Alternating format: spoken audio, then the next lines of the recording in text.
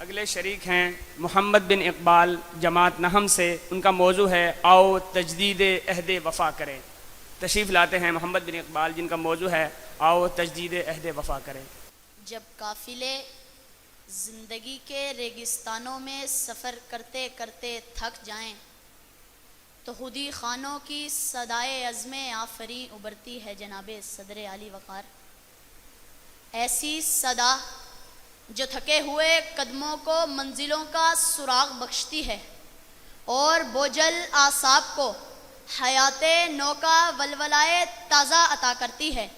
یوم آزادی پاکستان بھی خودی خانی کا دن ہے، ایسی خودی خانی جو یوم احتساب کا پیغام بھی ہو اور تجدید عہد وفا کا عنوان بھی، ایسی خودی خانی جو وطن کے ہر فرزند کو حب الوطنی کی عملی تصویر بنا سکے، ایسی خودی خانی جو عروس وطن پر اپنی بہترین صلاحیتوں کے ارمغان نچھاور کرنے کا حوصلہ بخش سکے۔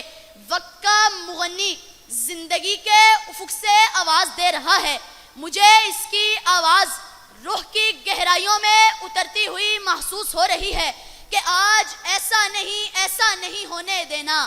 اے میرے سوختہ جانو، میرے پیارے لوگوں، کسی غاصب، کسی ظالم، کسی قاتل کے لیے خود کو تقسیم نہ کرنا میرے سارے لوگوں، خود کو تقسیم نہ کرنا میرے سارے لوگوں۔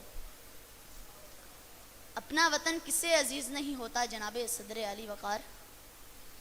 پھر یہ وطن تو لاکھوں شہداء کا ورثہ ہے، بے شمار دخترانہ اسلام نے اسے روشن مستقبل کی آبرو بخشی ہے۔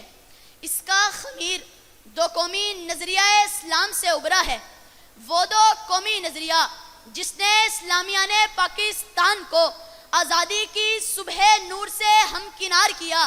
یہ عرض وطن خدا کا عظیم احسان ہے، اسلامیان پاکستان پر اللہ کا سب سے بڑا انعام ہے۔ یہ تو وقت کے سنہری ہاتھوں میں جھلکتا ہوا حیات تازہ کا جام ہے، شہیدوں کے مقدس لہو سے ابھرنے والے سورج کا انعام ہے۔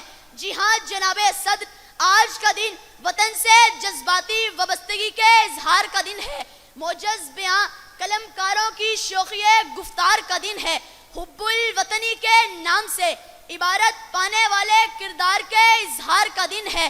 آج کا دن اس عہد کی پاسداری کا دن ہے کہ سدا ہم رہیں گے وطن کے نگہباں، وطن اپنا کعبہ، وطن اپنا اماں، کسی کو بھی رونق مٹانے نہ دیں گے، وطن پر کبھی آنچ آنے نہ دیں گے، وطن پر کبھی آنچ آنے نہ دیں گے۔